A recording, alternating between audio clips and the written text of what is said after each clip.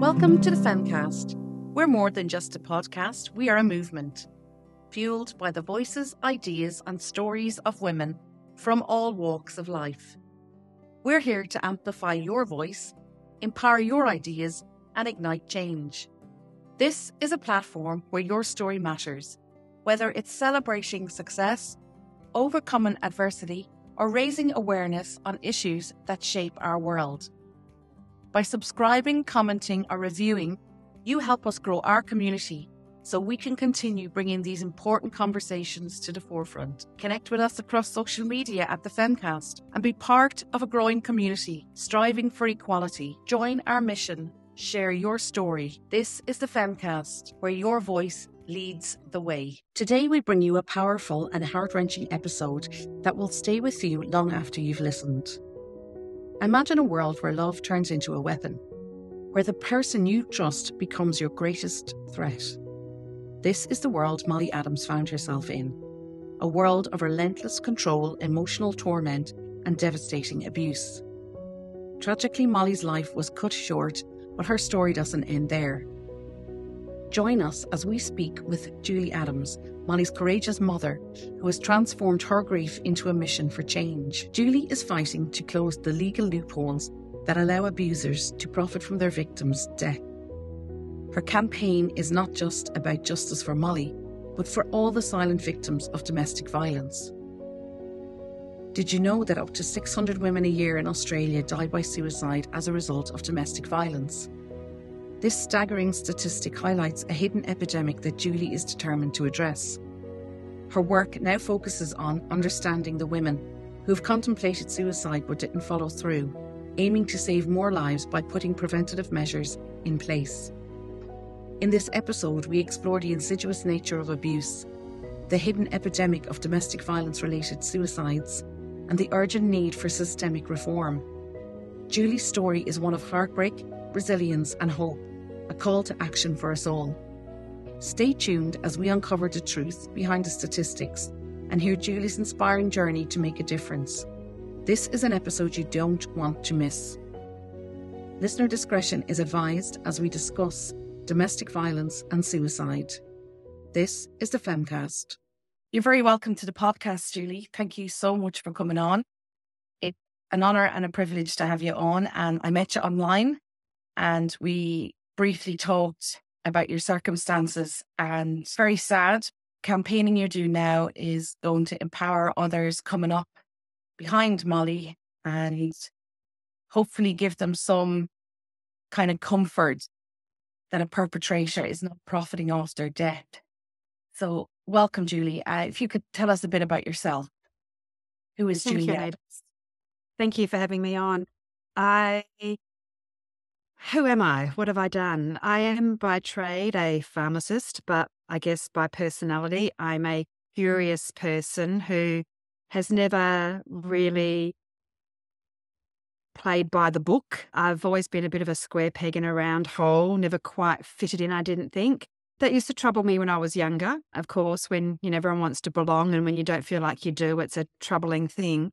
But as I got older, and particularly sort of into my 30s, I realised that kind of curiosity I had, that sort of way of thinking slightly different to other people, to looking for where things didn't work well and wanting to be able to fix that, was actually what has ended up being my greatest asset as an entrepreneur. So when I worked with cancer patients, I've worked with cancer patients since very, very early on in my career.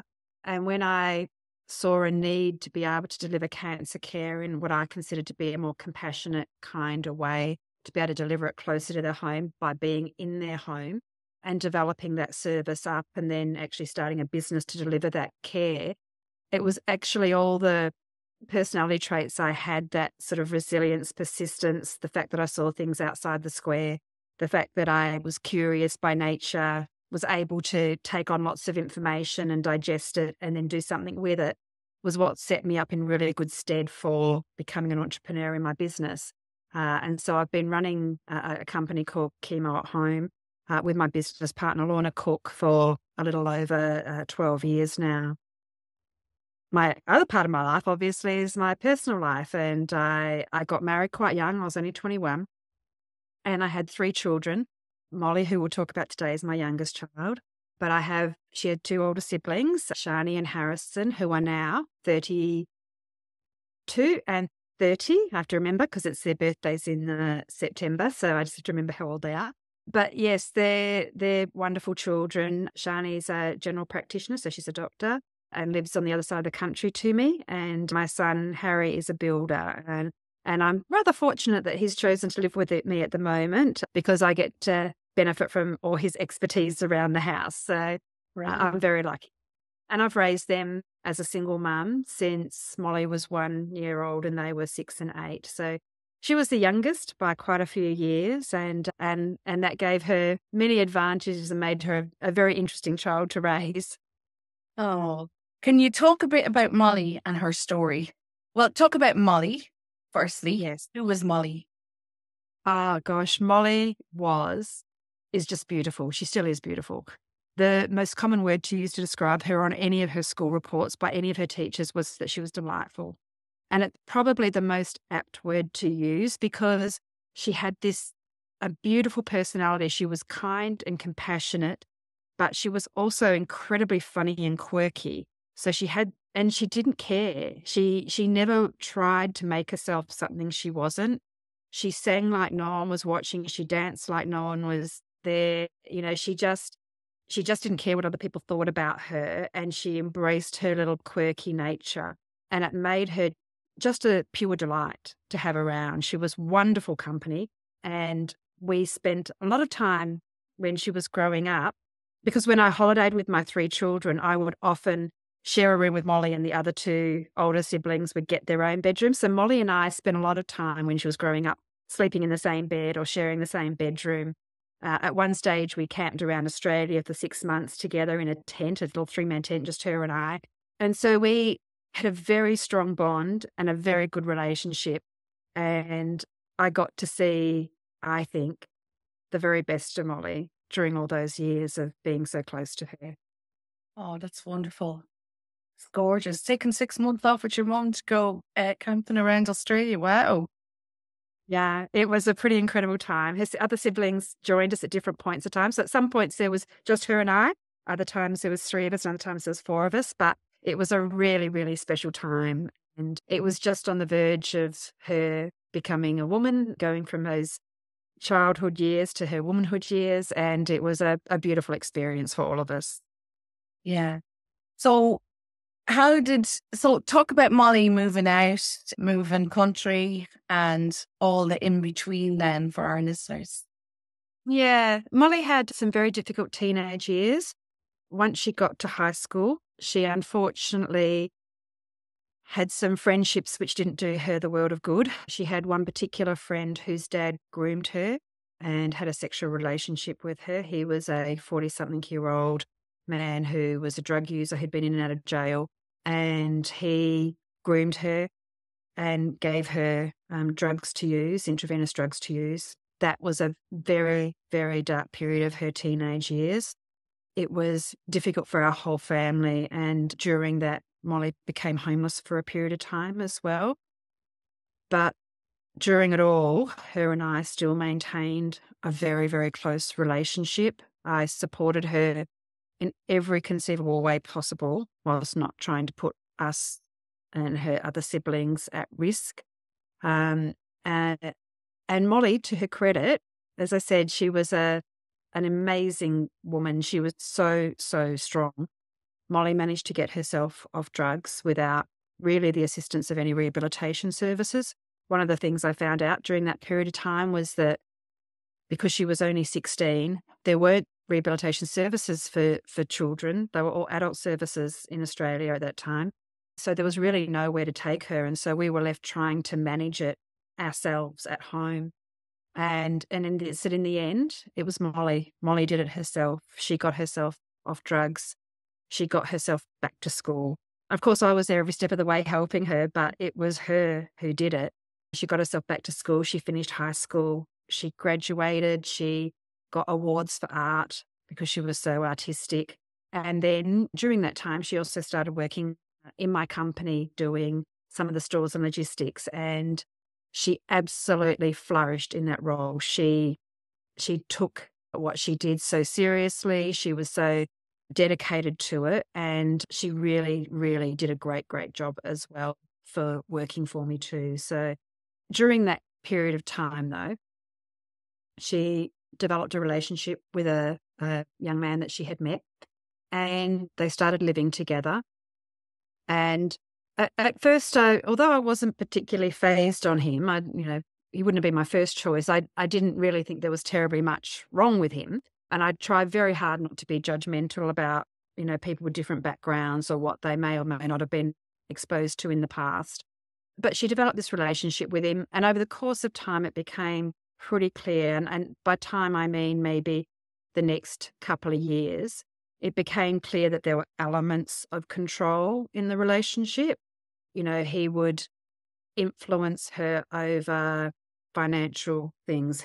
But at the time she was working for me, so I still got to see her every day and had this wonderful relationship with her. So I didn't really think the relationship was dangerous in the way that perhaps I potentially should have done. And then towards the beginning of the pandemic, so we're talking here early 2020, the man she was in a relationship with, he moved to the US. He's a dual citizen and he could move there quite happily and work. He did that. And over the course of the next sort of 6 to 8, 9 months, his and Molly's relationship fractured and it broke down. Molly made no attempts really to join him in the US. You could see that she was hesitant to do so, but he was playing a very manipulative game in the background and putting a lot of pressure on her to go. At the time, to leave Australia during the pandemic, you had to have a special permit from the government to be able to leave because we were quite protected from COVID. And he had applied 3 times for her, and in doing so had forged some documents to show that she was part of a rental lease agreement over there with him and all sorts of things which were not true. And so eventually he was successful. And in the November of 2020, that permit to leave Australia was granted. At the stage, he and Molly had actually broken up. Molly had started talking about going back to go to uni to study to be a teacher. She'd started a relationship with someone else. She seemed happier than I had seen her in a very, very long time. She connected with another friend, a girlfriend who she hadn't talked to for a little bit of time over this period. And she seemed to be really starting to find her own feet and get herself back on track from a personal point of view. But within 48 hours of that permit coming through, Molly had told me she was uncertain that she didn't want to leave Australia. She didn't want to go over there. But he bought her a plane ticket to go to the US. And once he had done that, she felt trapped and felt like she couldn't say no and not go. And so within a week of that happening, just before her 21st birthday, she left Australia, flew to be with him. She left only on a visitor's visa, so she technically was supposed to be coming home within the 3 months. But within 2 months of her arriving there, they were married. And from that point onwards, she was basically in the US as a legal citizen, or an alien, as they call them. She had no ability to work. She couldn't study. She was isolated. She had no friends or family. She had no healthcare. She had no way of supporting herself. And she was literally isolated completely by the relationship with him and By the house that design. by design. And unfortunately, given that we were still right smack bang in the middle of a pandemic, she couldn't easily come home and I couldn't go there either. So it was facilitated by the restrictions of the time as well. I'm so sorry. And when did you become aware? You knew there was control there. When did you first become aware that the abuse was getting worse for Molly?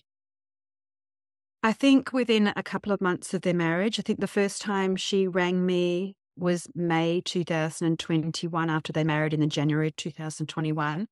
And she rang me and said, "Mum, I need to come home. He calls me names. He doesn't treat me well." And I very simplistically thought that when she was talking about him calling her names, I was thinking it was sort of when they were arguing, so that, they'd have an argument and he would call her names then. Even though I knew something about domestic abuse, I didn't understand the relentlessness of it. And it wasn't until after she died that I could see the thousands and thousands of messages he sent to her saying that she was worthless and useless and a drain on him, and calling it every kind of derogatory name under the sun. But I took it seriously. I knew it was abuse. I knew it was happening. I just didn't understand the extent of it. So she rang me in that May, and I said that I'd help to bring her home. There was no problems. We'd get her home. Of course, the flights were very difficult because there was not a lot of air travel at the time. And so each time this happened and she wanted to come home, we would try and organise a flight to get her home. But in the meantime of organising that flight, she would change her mind. And again, it wasn't until after she died that I kind of was privy to the reasons why she might change her mind. I didn't understand the pressure and the abuse that he was subjecting her to make her stay. And so that probably happened from the May, that probably happened every 2 or 3 months until her death. And she would ring and send me a message and say, "Mum, things are really bad. I need to come home." And then we would start to make plans, including at one stage in the March of 2022, just before she died, when we were planning to bring her home, and she hadn't been vaccinated yet for COVID. So we arranged the 2 vaccinations 3 weeks apart. And then I booked the ticket for her to come home a week to the day after that last vaccination so that we could get her on the flight and get her home. And again, we got nearly the whole way through that month of planning to get her home. And just before she was due to fly out, she changed her mind and said she wanted to stay. And it was very, very difficult knowing that she was being subjected to this abuse. And as I said, I knew it was escalating. I knew he called her names. She, at other stages, had shown me photos of bruises where he hit her and she had a black eye. I knew of the financial abuse. So I could see that all the time because she would commonly say to me, he told me off for spending money on gravy, or I didn't have enough money for tampons, or I don't have any money to catch the bus. And I would give her money in a way that tried to make it so that he couldn't take it off her, so that I would give her Walmart gift vouchers so that she could spend on food and things. So I tried to support her by giving her things that she could use in the house, or in a way that she could buy things for herself, or send her things directly from Australia so that he couldn't take the money off her. But even despite that, he just constantly abused her and said that she was a drain on him, and that, she made his life miserable, and he spent all this money on her and she was so ungrateful for it. And yet, in reality, I was supporting her from Australia to stay there and doing the best I could to make it at least tolerable for her to be able to live and survive in that environment. She really was a prisoner, wasn't she? She really was. She was a prisoner, not only by design, but of her own mind. The way that the way he spoke to her made her responsible for everything she was doing and feeling. And the way that he felt, he made her responsible for his actions. You make me do this. So she became a prisoner of her own head. So in the run-up to Molly taking her own life, how was that week? Had you been speaking to her? I had. The weekend before she died, she had rung me, and she was in a terrible state. She said that she needed to come home. She said she had rung him and another woman had answered the phone, and that when she spoke to him, he teased her and taunted her about this other woman. He gaslit her and said that there was no other woman there, and then he would tell her that the woman was in his bed and that they just had breakfast together. And this is building on the fact that only a few weeks before Molly's death, I had actually been to the US and seen her for 2 weeks. And during that course of time, her husband was working out of town, but he came home for the weekend. And when he was home, there was also conversations about this other woman spending time with him at the place where he was working away. So I already knew that this was going on in the background. And then when she rang me, she was absolutely distraught that he was tormenting her with the presence of this other woman. I'm not entirely sure whether the other woman existed or didn't exist. I don't know. But regardless of whether she did or not, he was using it to torture her, to say that this woman was there, that this woman was in his bed, and that, he didn't respect Molly. He wanted her gone. He wanted her out of his life. She'd made his life miserable. And so under that context, she was wanting to come home. I'd spoken to her over that weekend for hours and hours on end. We had got her to the stage where she had packed all her bags. So her bags were all packed. Everything was in a spare room in the suitcases. She was just kind of finishing off the things that she would bring back with her on the plane and anything that she might have to send via another carrier service. And then she got to that stage, and I wished I had known more about the risks of suicide in domestic violence victims, but I didn't till after she died. And I wished I'd known more about the signs for suicide, because I had always been led to believe that the most dangerous time for a woman was when she was leaving her spouse or her partner or her abuser, but that she was at risk from them. And I thought that we had all those bases covered. He wasn't in town. Molly was packing by herself. All I had to do was get her out of the house on a plane and she would be home. I thought she was safe from him. I never in a million light years considered she wasn't safe from herself, because her mind, her resilience was so great. She was so strong. But there was a time during that week, a few things happened. She said to me that she was exhausted and she didn't think she could, finish the packing. She was too tired. She had to sleep. And I thought, that's okay, just sleep, darling, just get some rest. And when you wake up, we'll continue making your plans to come home. Then she spoke to me about the fact that she had thought of ending her life. And again,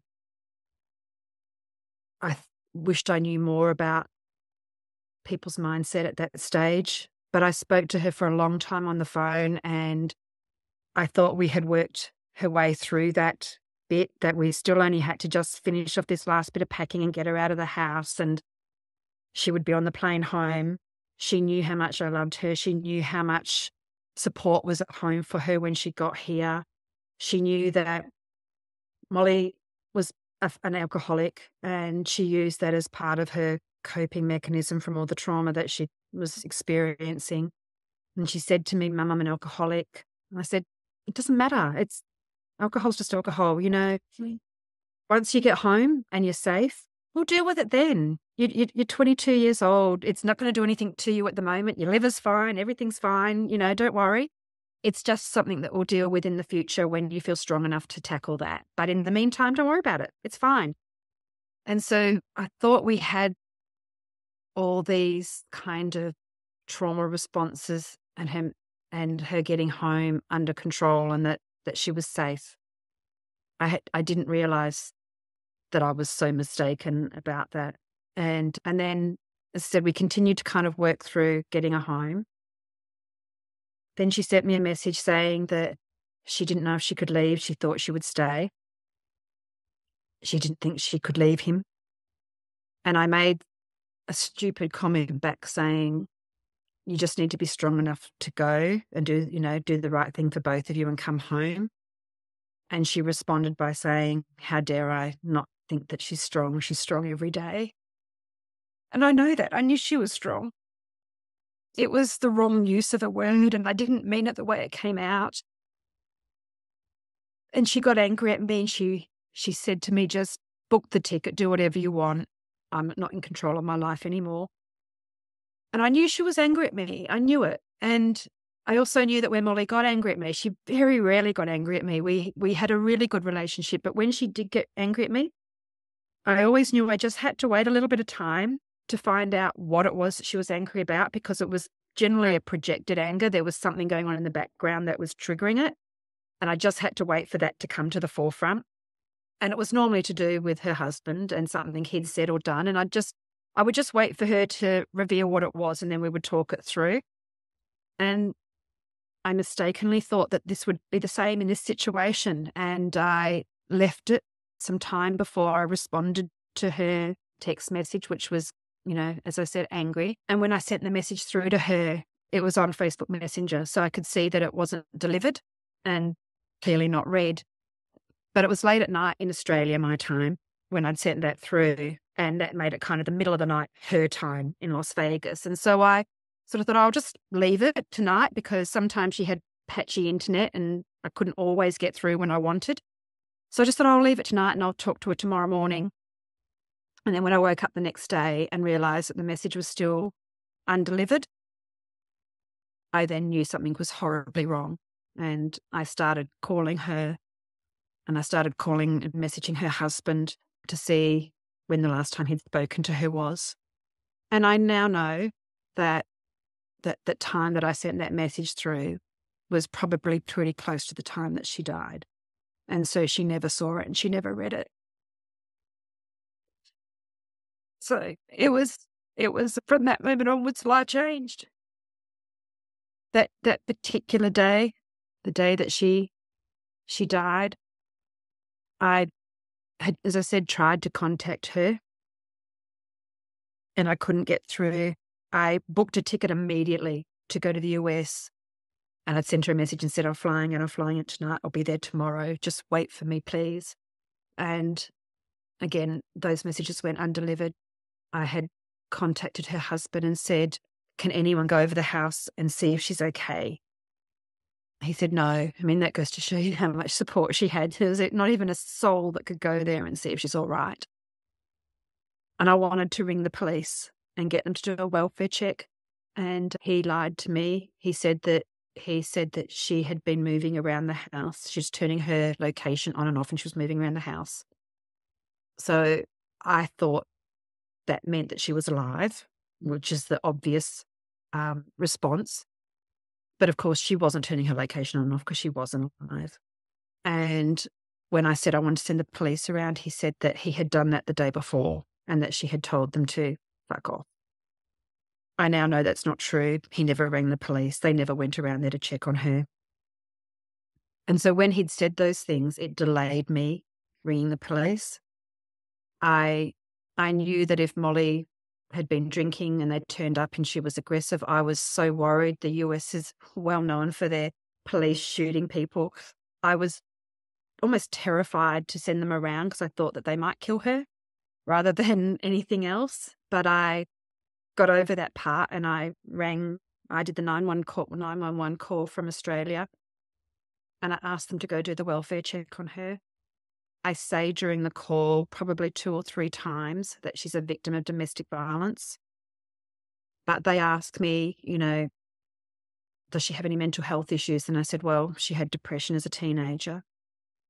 And I said to them, because he had also told me that she had shown him a noose when he was on the phone to her. Again, he didn't contact anyone when that happened or anything, but I told them that that he'd said that.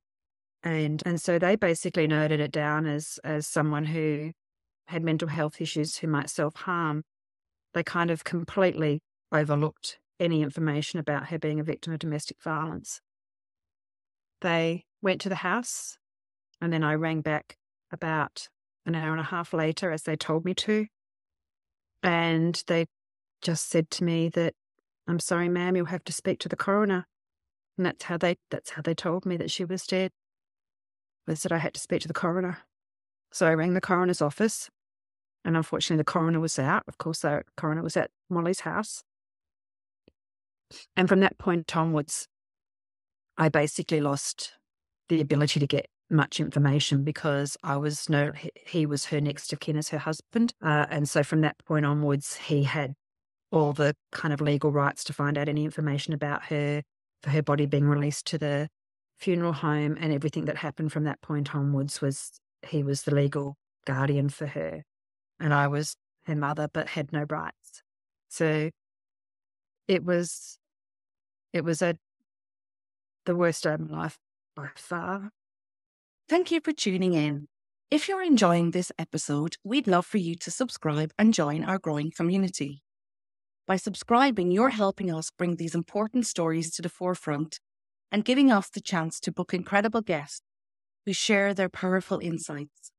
We value each and every one of our community, and your support helps us deliver the best content possible.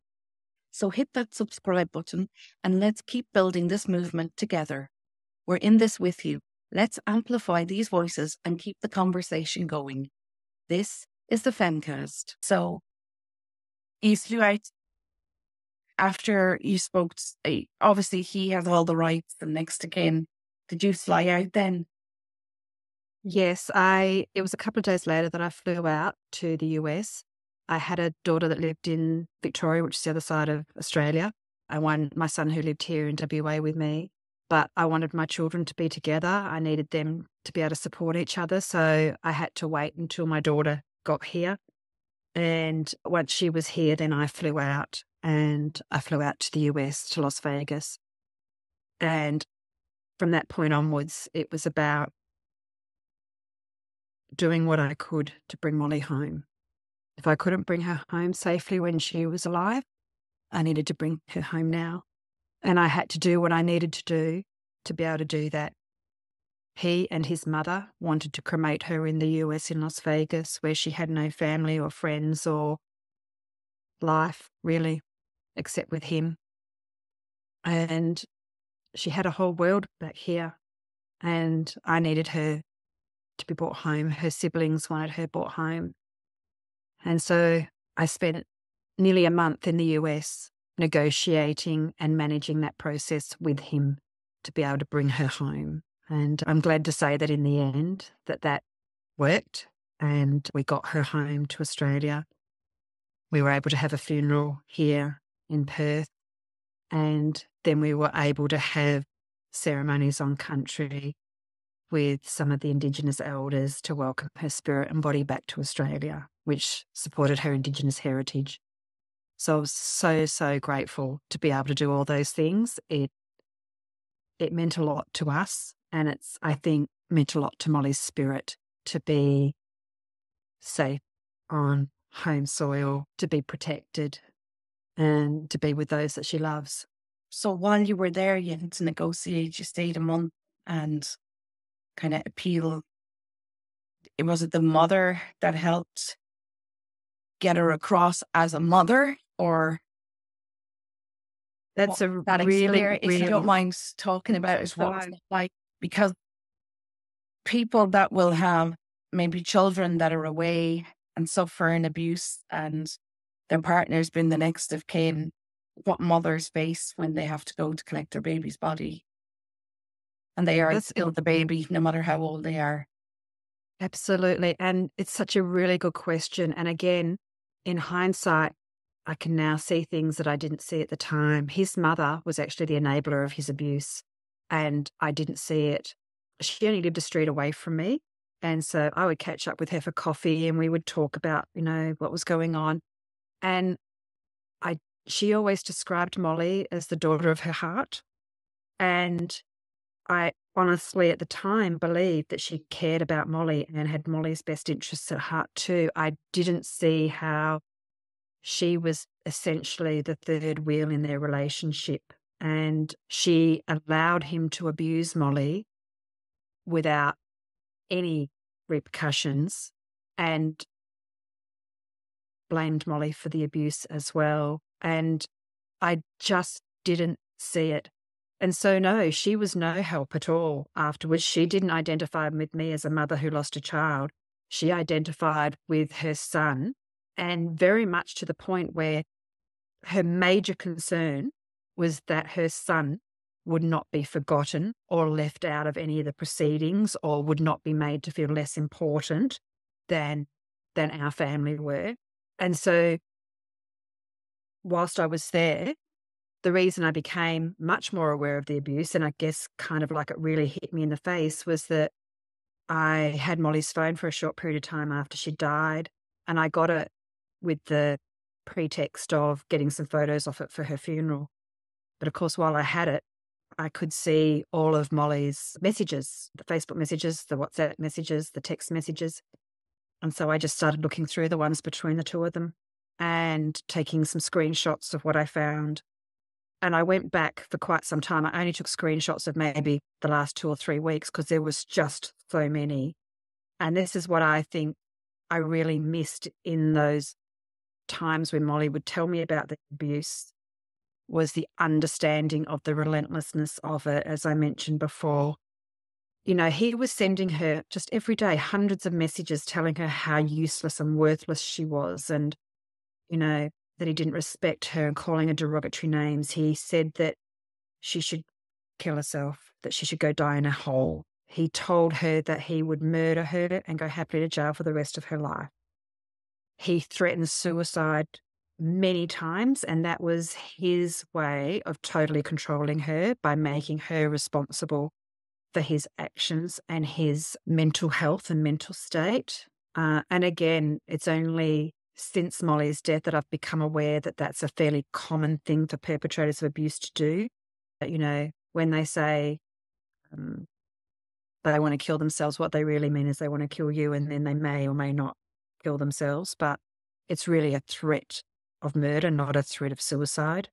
But I didn't know that back then. I didn't understand that context, and I didn't even really know that that's what he was doing to her. And so I had access to all this information and all this abuse.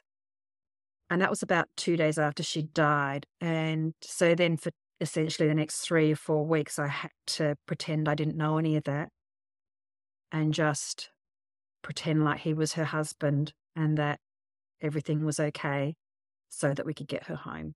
And I did that. I did that because that's what I needed to do for Molly until she was home safe. And then I could look at the abuse and try and get something done about it. But it was really difficult. And during that period of time, as I said, his mother, who was the enabler of his abuse, again, the financial abuse just continued in death. I had made Molly aware. Molly's nan, my mum, had only died 2 months before Molly.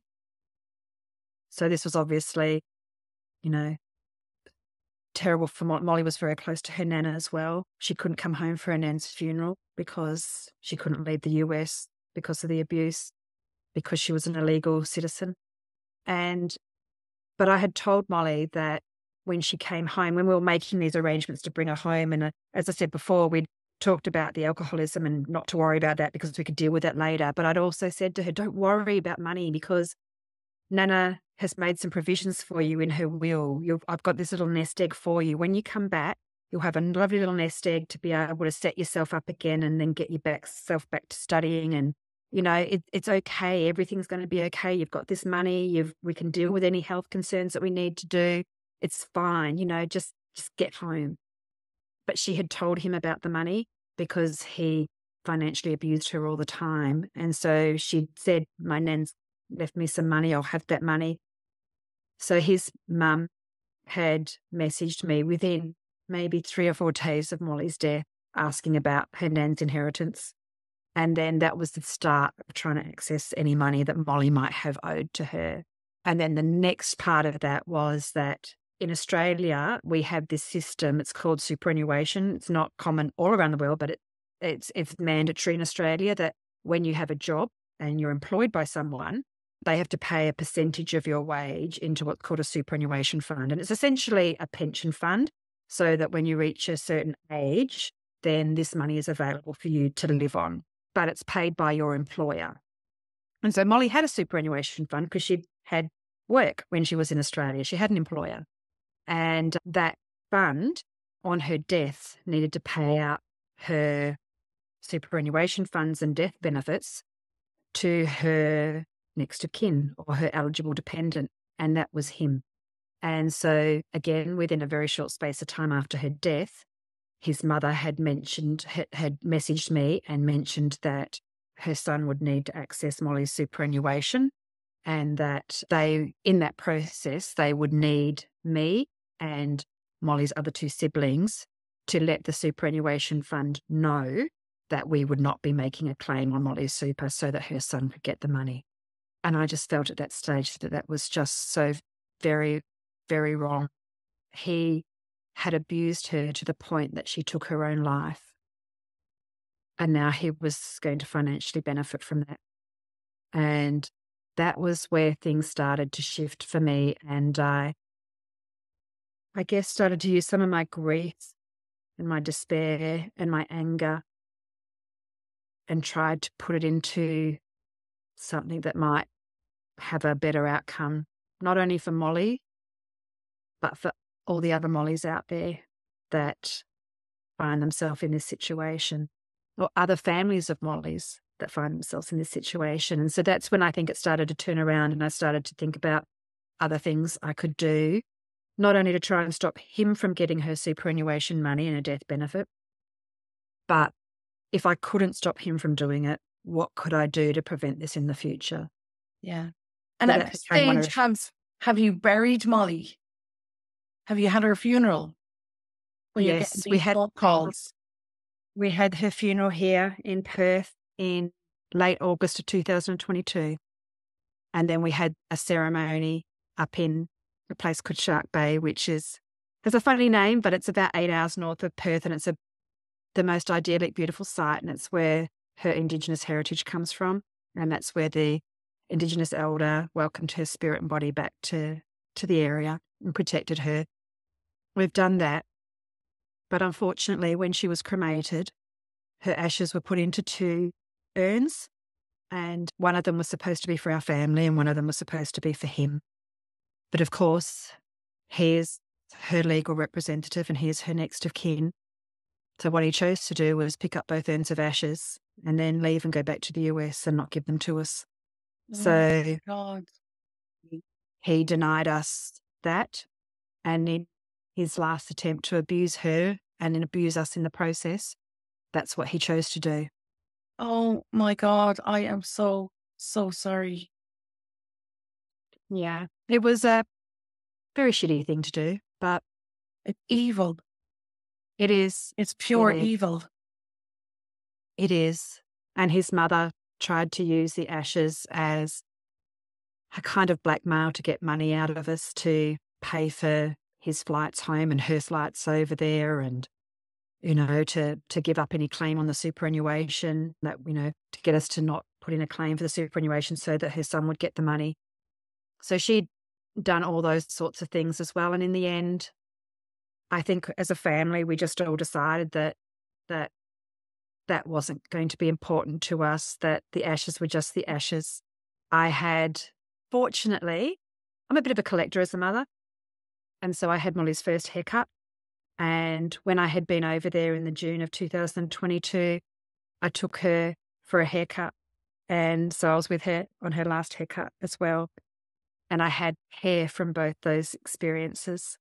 And so we have used that as part of our ceremony for welcoming Molly's body back to Australia and in the ceremonies that we've done. And so we've been fortunate, I think, as a family to come together and to say, if he wants to use that as a way of abusing us, he's not going to be able to.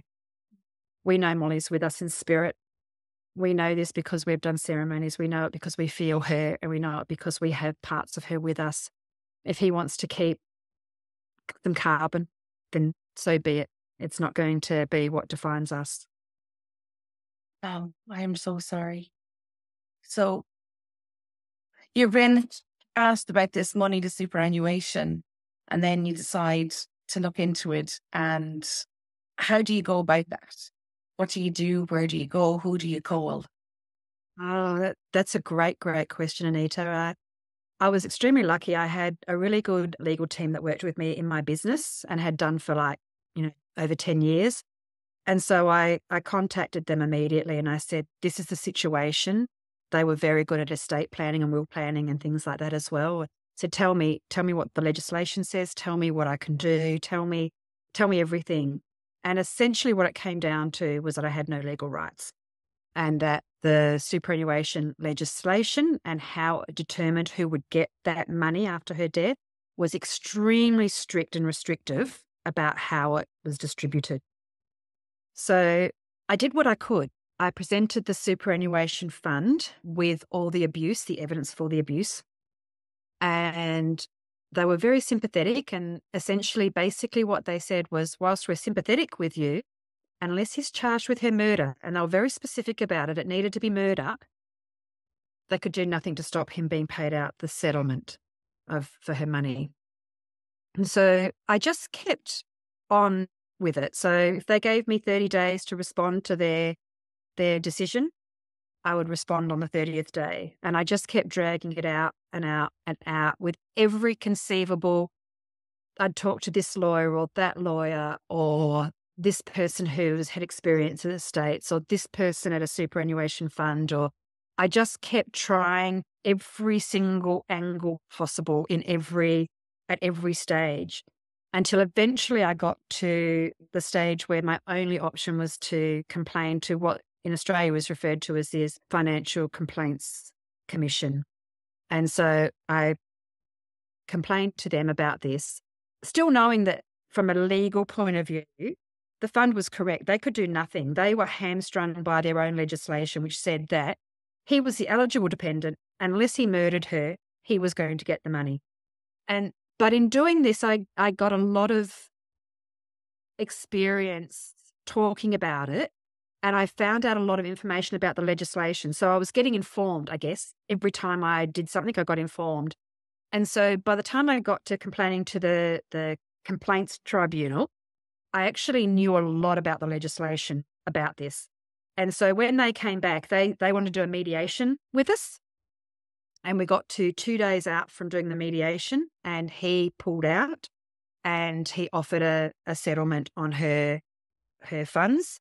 And the settlement was basically that he would pay for her funeral back in Australia, which is what he said he would pay for. I'd paid for everything else, but he'd left Australia leaving that bill unpaid and the funeral home out of pocket. And so and he offered to pay for that funeral home expense, which was about $10,000.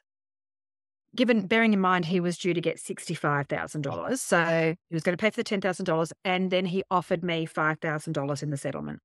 Now, I didn't want the money. I didn't care about the money, but I wanted the funeral home bill paid. So I accepted that settlement. And in doing so, I actually said to him, I accept your settlement, but if you still have an urn of Molly's ashes here in Australia and they haven't been played with or distributed or anything else, then I'll forgo the $5,000. But he chose to give me the $5,000, which kind of tells you that withholding the ashes was more important to him than the $5,000. And so he did that, and he paid the funeral home expense, gave me $5,000, for which I gave it to my 2 children and sent it to them in a message just before Christmas and said, "Merry Christmas, love, Molly." And he then got paid out the rest of the money, which, was truly the only outcome that was ever going to happen. He was going to always get the money. But in the process of doing it, as I said, I got really informed about what happened and why it happened and how wrong it was that essentially, even though Molly had never had him reported into police, she'd never reported to anyone bar me that he abused her. And she recognised herself as a victim of domestic violence. She recognised that it was abuse. She certainly wasn't going to go to the police in the US where she was illegal. She wouldn't go to a health service in the US because it would cost too much money. So she never had charges laid against him. He'd never had a conviction or AVO or any of those sorts of things. But even if he had in Australia, even if he'd been charged with a crime against her, even if he had a restraining order out, even if he'd done all these things, even if he'd been jailed for abusing her, he still would have got the money. Yeah. And I just thought, this is so wrong. This is so wrong. And so the Australian government just fortuitously had opened up a Senate inquiry, a government inquiry on financial abuse for domestic violence victims. They wanted to understand how perpetrators of abuse used financial systems to abuse their victims, because they they had a bit of an inkling that something was going on, but they didn't know how it was all happening. They had some sort of early warning signs and had done some things about putting in place some stop gaps for some things that were happening in the banking sector. But there were huge amounts of other areas, the insurance sector, more things in the banking sector, the superannuation sector, which they had no idea how perpetrators were using nefarious means to financially abuse their victims. So they opened up this inquiry and I just looked at it and went, well, I can put in something on that. And so I worked with my legal team to both tell Molly's story, talk about domestic violence related to suicide and its prevalence, which is totally, totally underestimated, and how we could address it. What could we do to change it for the future to make this not happen again? And I obviously hit a bit of a nerve, and I got the submission in.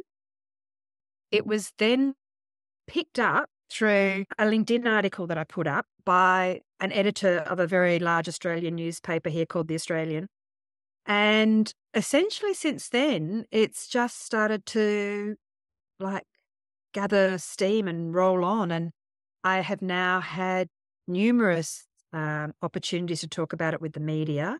I have been invited to speak at 2 Senate inquiries to the Parliament about the abuse of superannuation going to a perpetrator of domestic violence. And I have now managed to garner support from not only a number of the superannuation funds, but also the overarching body of the superannuation funds called the Association of Superannuation Funds of Australia. And they kind of have governance over all of it.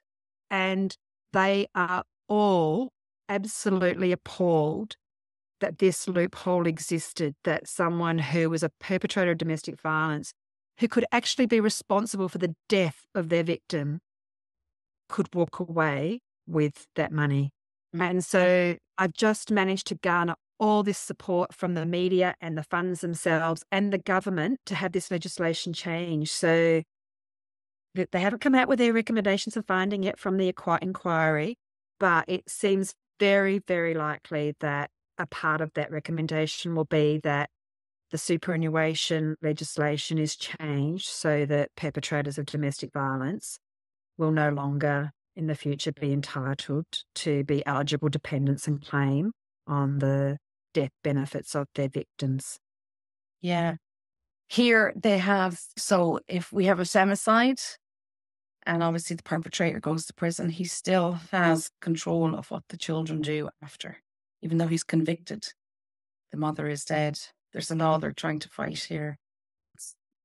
So for people who don't know the statistics, can you run down on domestic violence related suicides are 10 times more common, and then 600 women a year die by suicide as a result of domestic violence? That is huge. Like, we see the numbers yesterday. You see the 62nd woman, or is it third now? 63rd woman has died in Australia. We see those. Oh my God, 63 women are dead. But nobody's talking about the 600 in the background who have died by suicide because of domestic violence. So in your research, if you can talk a little bit about that, please. Absolutely. And this is the thing that I wished I had known more about beforehand, but you can't know what you don't know. Molly had a packed bag next to her front door in a little cupboard with her passport and a change of clothes in it. It was her getaway bag, so that if she felt that her life was in threat, she could leave. We had safe exit plans. We discussed them frequently. I never knew she needed a safe exit plan from herself, to get, to be able to stop herself from doing harm. And I think if we understood the repercussions on a woman's mind of the abuse and the torture that they were subjected to and what they were living with, we would understand how they get to this point. And again, I've become far more aware of this. I've read a number of Don Hennessy's books, and he, of course, is a well-known Irish advocate in the domestic violence space and holds, lots of credentials in this area. And he talks about stealing a woman's mind during the time that they are still with the abuser and haven't yet left, but how they need to steal their mind so that it's not destroyed. Their whole self-esteem and self-worth is not destroyed in the process until they can find the opportunity to leave. And again, I wished I had known all this beforehand. The statistics come from that I'm now aware of. So Molly died in July 2022. The WA Ombudsman released a report in the October of 2022, so a few months after her death. And in that, they looked at all the women who had suicided in a specific year. It was 2017 in Western Australia. And of those women, 56% of them were known victims of domestic violence. That means that they had been to the police, they had had a conviction and a restraining order, or they had presented to community or health services with, signs of being a victim of domestic violence. Not the ones who didn't report, this is just the ones who were known victims. That had equated to, at that time, 58 women in Western Australia. And Western Australia is about 10% of the population of Australia. So if you extrapolated it out, it's roughly around 600 women per year in Australia that die by suicide who would be known victims of domestic violence. Since that research has been published, we have had now 2 other states in New South Wales and Victoria who have also published research on suicide and domestic violence, or suicide and more broadly family violence. And it shows very, very similar statistics. And there has also been a number of reports that have come out of the UK looking at suicide and domestic violence. And although maybe the quantum might differ a little bit between some of those studies about whether it's, 10 times the amount of women who suicide as who are murdered, or it's slightly less or slightly more, it's, I think, becoming more and more appreciated that the number of women who die by suicide probably outweighs the number who are murdered substantially. And in no area yet is anyone recording the statistics in a consistent way. And therefore, if we don't record the statistics, we can't know how prevalent the problem is. And without knowing how prevalent the problem is, we can put in nothing to help prevent it. So, we can do work around, having women go into shelters to patch them up, when they leave a domestic violence relationship. We can look at how we might track high-risk offenders who are likely to murder their victims. But if 10 times more women die from their own hand and we do nothing to help prevent those women from dying, then we're kind of not doing very much at all, really. We've got this whole cohort of women who have no support around them, that no one recognises they're at risk of ending their own lives. I didn't recognise Molly was at risk of ending her own life, despite some of the conversations we'd had in that last week of her life. In fact, for me, probably my appreciating Molly's strength was my downfall, because I always knew how strong she was. And so in the back of my mind, I just always thought that this was a really shit relationship. He was an abuser, but Molly was so strong that eventually she would get to the point where she left, and then her life would get better. Although we made safe plans for her, she was physically strong as well. And so physical abuse in their relationship was quite minimal compared to the emotional, sexual and financial abuse. So I never really considered her at risk of him murdering her, because she was just physically strong. She was a fighter. Like, she'd been play fighting her brother since she could walk. She was wiry and tough, and her mind was strong. And so I didn't give enough credibility to the fact that he could break her spirit. I just didn't. I thought she was so strong that wouldn't happen, that couldn't happen. And my weakness was in thinking that she was strong enough to take this until she left. And I now see it for what it was, and how he got her to that point of exhaustion that she had no way out. He removed any safeguards from her coming home. He removed all her safeguards from being in the US with him.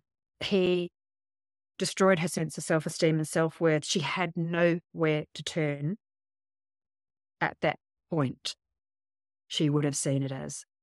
And I wished I knew then what I know now about the risk of suicide and what I could have done to help prevent that at that time. And that for me is now a body of work that sits crying out to be done, both quantifying it, but also to the education for police and health services over how to recognise and offer assistance to women, particularly in that space where they are still with the perpetrator and they have to get themselves to a point where they're safe enough to leave, or in the aftermath of leaving. And we often know that the abuse gets worse, particularly if there's children involved in that aftermath.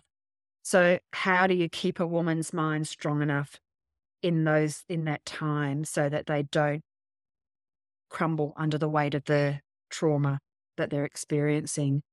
And also too, for me, how do you help the bystanders, the friends and the family? How do you help them recognize that this person may be at risk to themselves? How do you help them to open up conversations with them to find out if this is something that they've ever thought about or considered, that their life they would be better off not alive than alive under this stress? How do you open up that conversation? How can you offer them support at that time? Because these were the things that I didn't know before Molly died. And had I known, may have changed the outcome for her. Thank you for tuning in. If you're enjoying this episode, we'd love for you to subscribe and join our growing community. By subscribing, you're helping us bring these important stories to the forefront and giving us the chance to book incredible guests who share their powerful insights. We value each and every one of our community, and your support helps us deliver the best content possible. So hit that subscribe button and let's keep building this movement together. We're in this with you. Let's amplify these voices and keep the conversation going.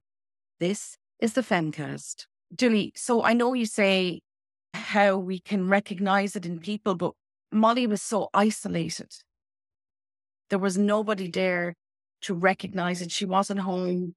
She wasn't seeing you every day. It was over telephone conversations. And once that conversation is over, she's going back into that environment where it's just breaking her down bit by bit. And I suppose that's where the perpetrators, they thrive in that, because the victims have no support system. They have no way of saying, look, I'm just really, really exhausted. I'm having intrusive thoughts. I want to be here. I just don't want to live like this. Absolutely. I think what you've highlighted there was that terrible week that I had. So when Molly said she was packing, she rang me and she said that they had these difficulties, the abuse, him telling her he was having this other relationship and etc. And we had planned for her to leave. And then she had said to me that she had thought of ending her life. And we had talked for a long time. And when I thought she was safe, we had discussed so many different things at that point. I really did think she was safe. I didn't think that she was going to go down that path. We were literally still planning her coming home, and we were talking about all the things we needed to do to keep her safe, to bring her home. And so you are right, because what happened after that was the stuff I couldn't see. So once we got off that call and I thought she was okay, I had asked her, Molly, I'll come over there. I'll fly over right now. Of course, there's always a time delay between getting from one side of the world to the other. So even if I'd left that very day, it was going to be over 24 hours before I got there. But I said to her, look, I'll fly. I'll come over straight away and we'll come home together.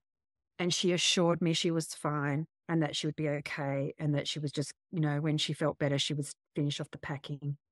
And so I was fooled into thinking that was the case. But of course, you're right. I didn't know what was happening when she got off the phone from me. I didn't know until I saw the messages. I didn't know how he was telling her that if she came back to Perth, that she'd become a drug addict again.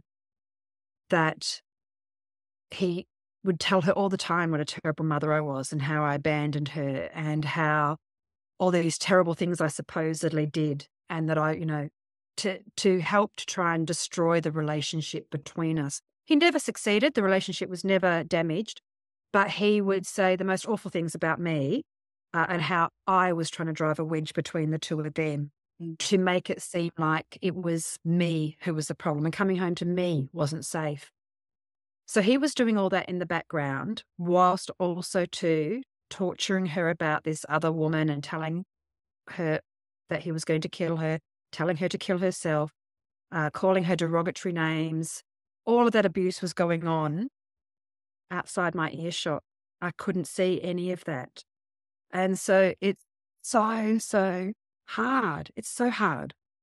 And again, I think maybe knowing now this information, perhaps what I could have done differently. I would have jumped on that plane immediately, even when she told me not to.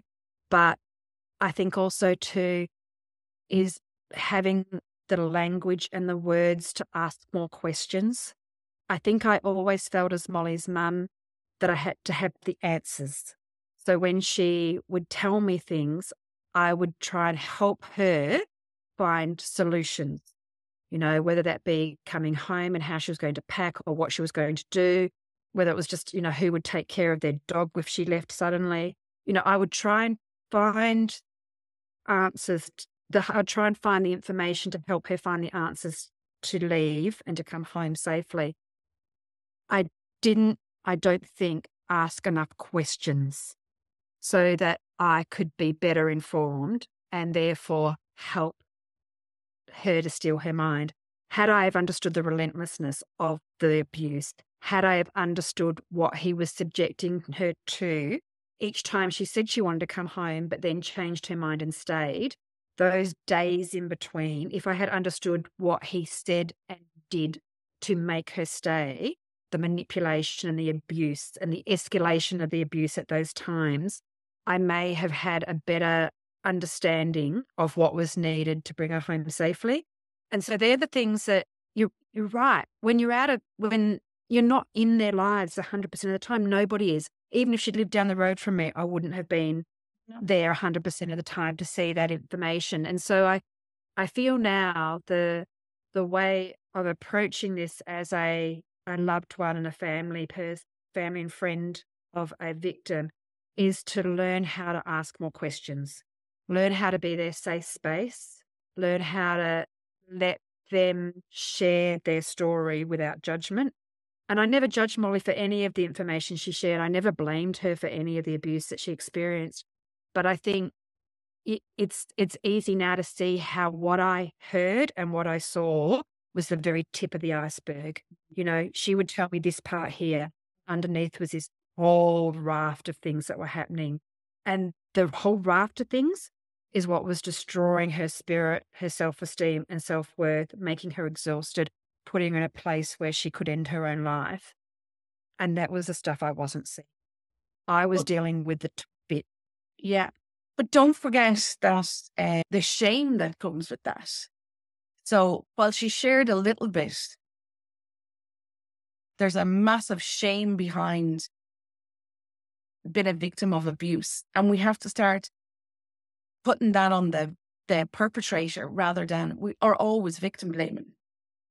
Like you said it yourself earlier in the conversation, he was victim blaming her. You make me do this. This is why you're like this. This is why I do this. And it's all back on the victim. And we do it. The papers do it every day. The media do it. There's a famous guru out there at the moment whose first wife died of suicide. His second wife has done an interview now because they're making a film about him. And she tells of the domestic violence that she suffered. His own children at the hands. So what did the paper run with yesterday? They ran with the story about how sad it was for him that his first wife died of suicide, instead of going, well, hold on, his second wife is claiming domestic violence. His children even claim domestic violence, yet nobody's questioning why she died. And it's all of that. It's the media feeding into everybody. It's feeding everybody. It's victim blaming everywhere you go. Every time you open the internet, the newspapers, you see an article online, it's always back to the victim blaming. The other day with the BBC, for example, the Strictly Come Dancing, it was like the dancer wasn't charged with all, but it made it look like he was innocent and that Amanda Abington had made it up.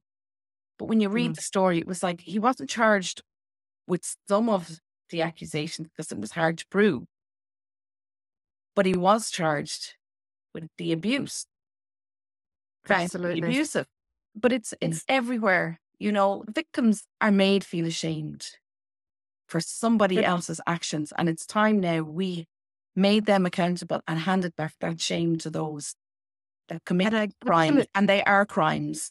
And they're deliberate and they break somebody down to the point of taking their lives. And I so totally agree with you. And I think maybe that's what I think about when I know how ashamed and how guilty Molly felt. He made her feel guilty for the abuse that she experienced, and she felt ashamed of it. I know that, I can see it. But I think asking more questions and being more curious and allowing that, you have to allow that shame to dissolve by opening up the conversation. Yes. You can't, the shame thrives in silence. Absolutely. And that's what they rely on that. Very much so. Thrive on it. It's so insidious. And it's very difficult because it's a really heavy topic, and not many people within the victim's immediate circle of friends or family can potentially take the level of information download that the person who's experienced that abuse might need to tell them about. But it's opening up those conversations and helping them to get the right help and support. I could have taken the information. I was there for Molly. I didn't know enough to ask the right questions and to be curious enough. I think the other thing I've realized too is that, again, I learned a lot of this through Don Hennessy's work, is that the victim uses the terminology and the words of the perpetrator. So because the perpetrator is constantly blaming the victim for their abuse and putting into their heads the words of the abuse, even when they relay the story, they downplay the actions that, the abuse that's being perpetrated on them, because they're retelling the story with the perpetrator's own words. So they don't say it like I would say it. They don't call it out for what it is. They use softer terminology, like Molly would say to me, he calls me terrible names. Now that's to me, that's very different than when I read the messages and saw what he was saying to her, and the hundreds of messages and over the extensive length of time. That was like what she said and what it was like night and day. And, it was so different. So even though she'd told me, she kind of used this soft language, this underplaying of what I would call the symptoms of the abuse, so that I didn't have the opportunity to fully appreciate it. And that's not her fault. No. That's her being programmed. Mm-hmm. Absolutely conditioned. Yeah. And so now that I know this information, I am so much more aware of it. And I, the thing is, you don't want people to have to learn from experience. You don't want to see another Molly die and their family to learn afterwards that they should have known this information beforehand too. But it's so hard to try and get people to understand how relentless and aggressive and tortuous it is when the person who's the victim can't even articulate it in those terms. It's really difficult, really, really difficult.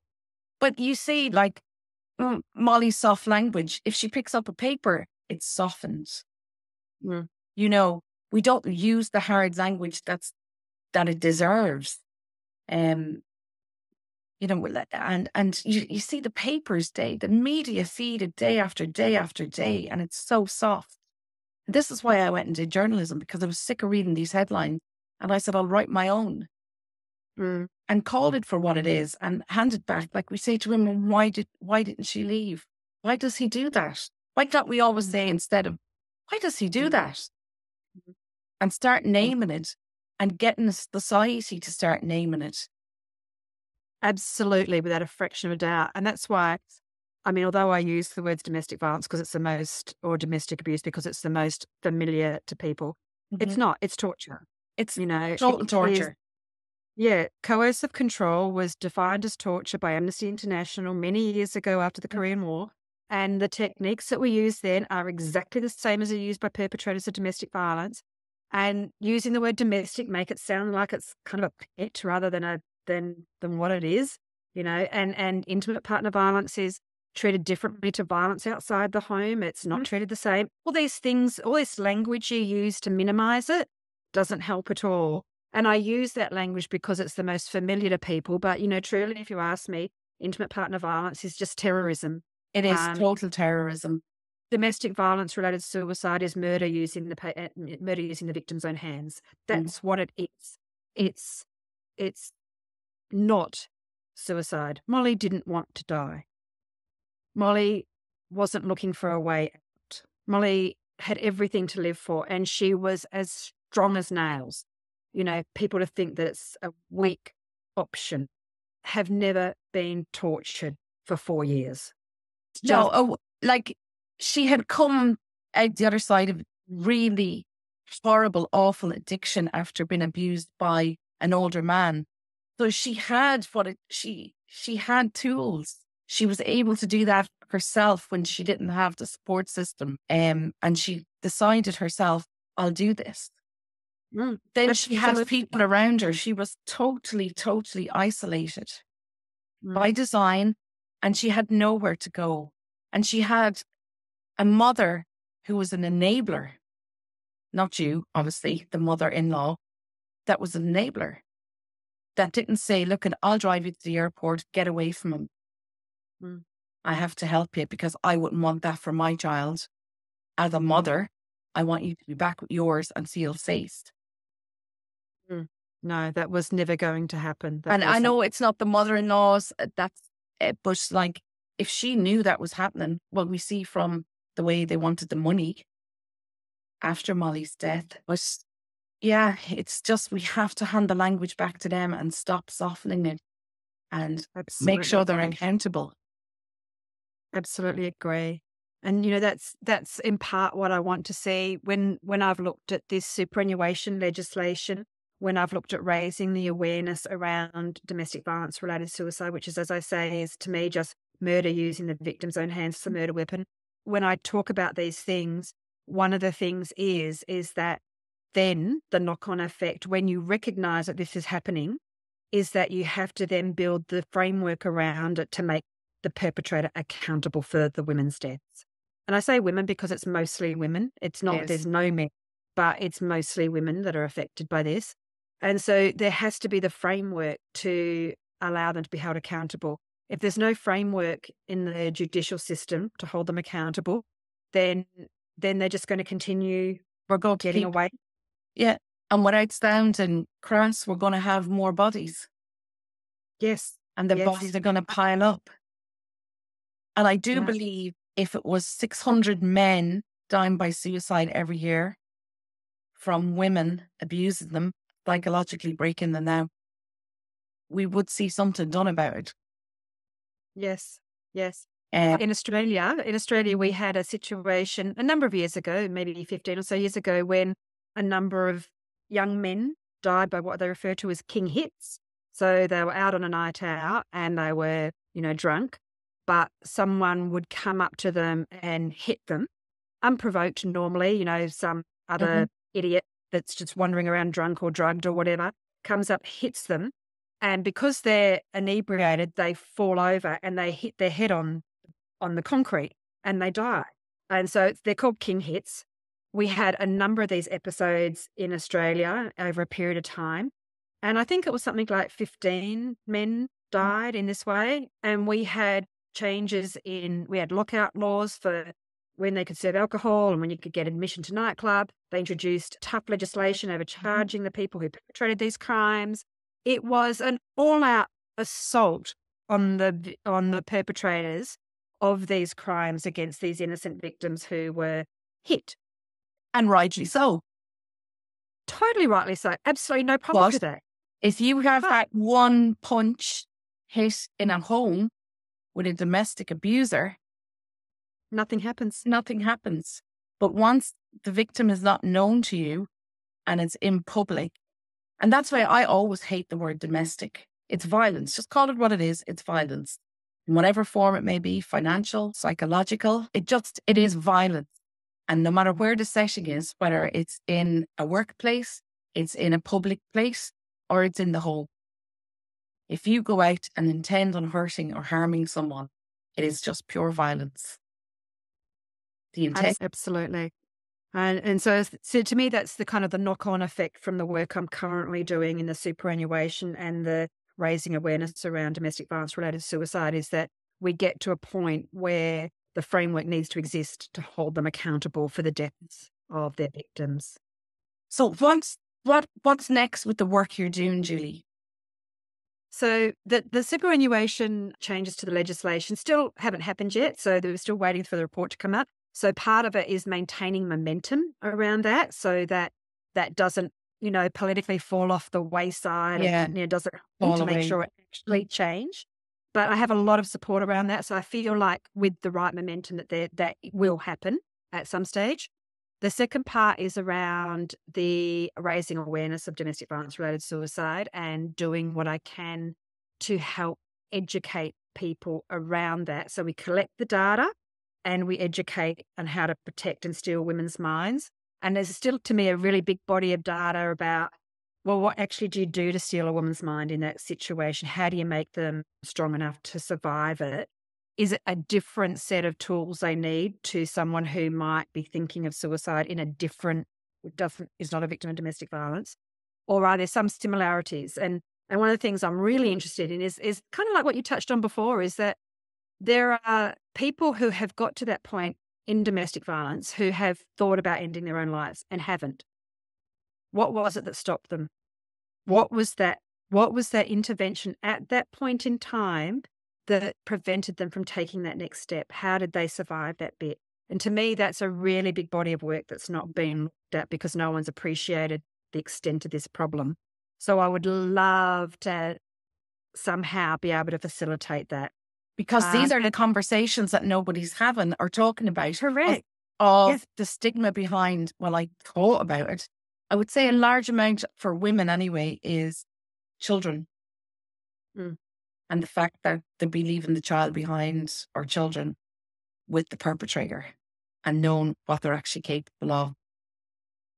And that would actually go, I can't do this. But it doesn't make any other person that does that any weaker. It just means there's just got to the point where they can't see a way back. And for them at that point, there was no alternative. Yeah. And they're just so exhausted. And in that moment, if they could just hold on a bit longer, and we need to get these laws in place. Because I think it was November 22, a coroner was in the UK, had done a report. So it's average 3 women die femicide in the UK per week.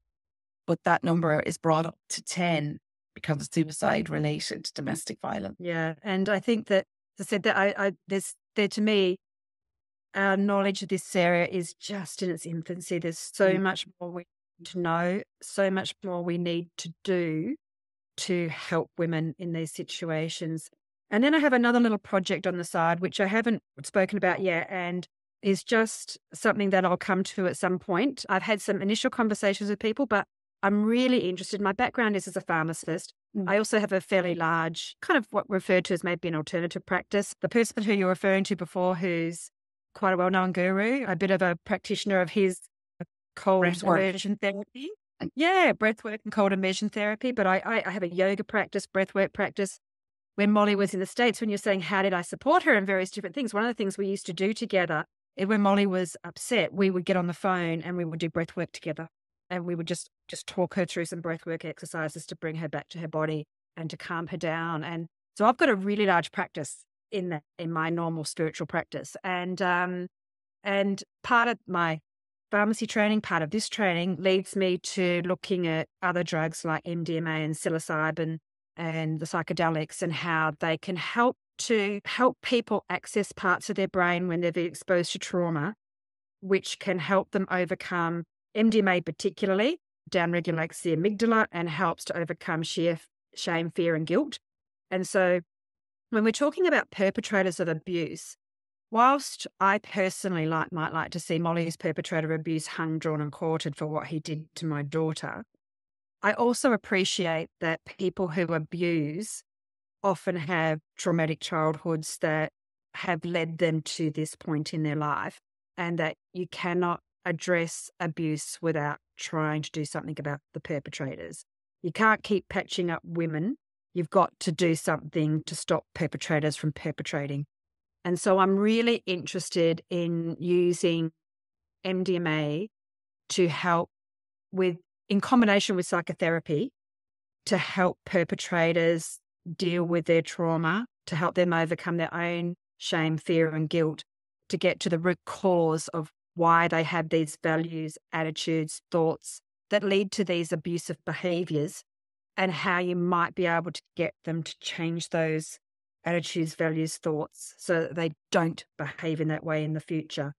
I'm really interested in that work. And I've, there was some research done in the 70s with MDMA in couples therapy, which showed it to be very effective. And there's obviously now a growing body of evidence around the world over both MDMA and other psychedelic type therapies in rewiring our brains using neuroplasticity and that type of thing. And at some point, I would really love to be able to address perpetrators' behaviour at the source to stop them perpetrating. But we have to get that in root. Totally. And we're only going to do it by educating ourselves out of this.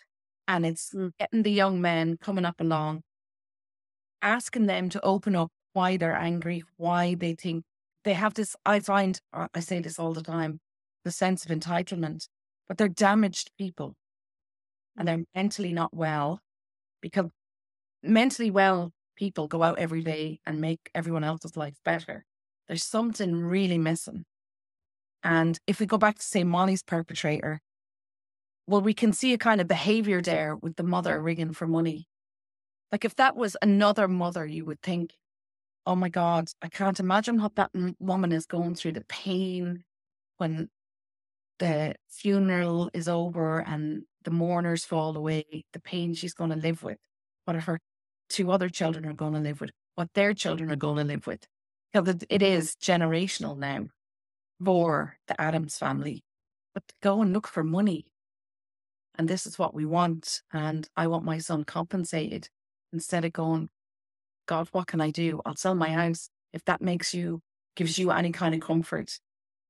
But it's just, so you can see like the pattern, I suppose. And yeah, we're just going to have to, and we don't, I say this with Jen Fraser all the time, who does all the neuroscience behind the bully brain. And we say this all the time. Like, firstly, we're not teaching younger children what a healthy relationship is.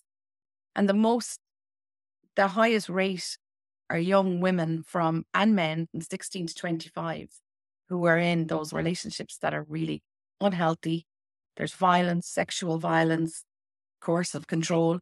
There's some of these young men and women don't even know they're doing it because they haven't been taught. And it's the only way through it is to educate. I couldn't agree more. And it's where you query yourself as a parent. I've always had a good relationship with all my children and talked to them about relationships and sex. And we always had a pretty open book policy about what we talked about. I'm certainly not prudish in how I raised them and what we talked about. But I still got myself I still had a situation in my family, I should say, where my daughter was in an abusive relationship, and, how that happened, how that came to being. And you can't help but feel that, had you been able to educate them better, had you been able to give them better self-esteem, better self-worth, not be reliant on other people for how they feel about themselves, that they wouldn't have got themselves into these situations. But then it's extremely difficult. You don't understand until you see it, that a perpetrator is so manipulative, and they target this person and they groom this person, and they don't do it. It doesn't all happen at once. No. You don't see all the red flags at once. It's bit by bit by bit. It's like slowly boiling a frog. Slowly boiling a frog. And, I look at it now, there's there's a case that's happened in Australia. So we have a Labor politician. She's a sitting member of Parliament at the moment. Her name's Tanya Plibersek. And her husband is one of the most senior government employees in New South Wales in the Justice Department. So they're two very, very high profile people in very, very important, powerful positions in our country. And their daughter, when she was about 17, became a victim of domestic violence. And they've just recently come out in the public about it. And Tanya's previous background before she was a politician was in the domestic violence space. And I look at that and I go, here are two people who sit at the top of the echelons of both government and public service in Australia, whose own daughter became a victim of domestic violence. They could no more prevent it than I could prevent it. Even when their daughter Anna went forward to have him charged, he was charged with a number of counts of various different things and only found guilty of a small number of them. Even then, they couldn't get convictions for what he was charged with.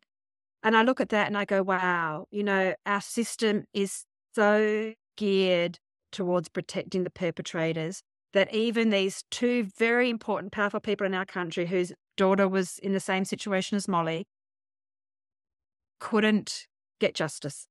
Yeah. Incredible. And I look at it and I go, what does a person who's just a normal person with normal resources do in this situation? I did the best I could. Yeah. Well, you can bring it back to the work you do, chemo at home and cancer. It doesn't discriminate. Neither does domestic violence. I read recently a GP who was dealing with women that were coming in with domestic violence, and she was living it every day herself. Yeah. And then you have women who are, and she was saying, like, people look at me and go, but how? You're a doctor. Mm.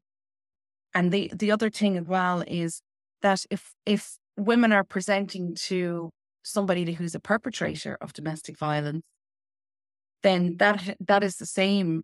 They're not going to understand, or they're going to be flippant about it, or they're not going to have that empathy.